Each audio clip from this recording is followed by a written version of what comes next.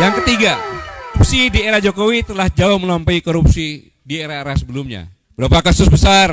Contohnya kasus PT Asabri 23,74 triliun, Jiwasraya 13,7, EKTP 2,3, TPP 37,8, Bansos Covid 1,2, kasus BTS 8 triliun, total kerugian negara 93,32 triliun. Ini fenomena gunung es yang ketangkep saja, yang belum ketangkep pasti akan lebih. Dan ini secara tidak langsung Undang-Undang Omnibus Law sama korupsi yang besar ini adalah merampas hak-hak generasi muda ke depan. Karena APBN ini adalah untuk pembiayaan pembangunan yang disiapkan untuk generasi yang akan datang. Demikian juga tentang masalah sumber daya alam yang kita miliki. Sudah dihabiskan. Jadi generasi yang akan datang tinggal gigi jari. Belum marah ya? Oke, enggak apa-apa. Selanjutnya, dalam tanda kutip pengkhianatan di IKN.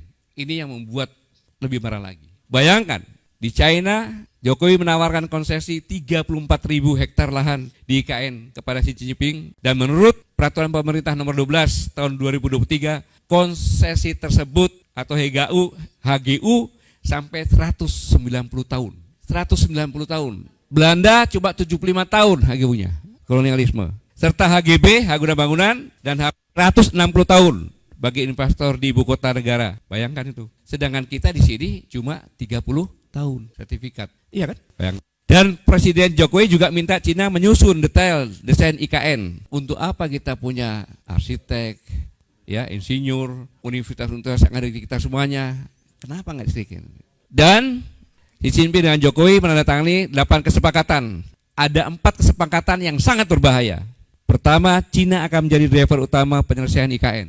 Kedua, kewajiban Indonesia untuk mengajarkan bahasa Cina di sekolah-sekolah. Saya ingatkan bahwa kita ada hubungan diplomasi. Sejarah Singapura, ketika Singapura memutuskan untuk menjadi negara industri, karena dia nggak punya apa di sana, maka Singapura secara diam-diam menawarkan untuk tenaga insinyur dari Cina masuk ke Singapura, karena tidak punya hubungan diplomasi. Akhirnya masuk ke sana. Kemudian diadakan bahasa Cina sebagai bahasa nomor 2, bahasa Singapura. Jadilah sekarang seperti ini. Bahasa induknya tergiris, bahasa Cina yang jadi.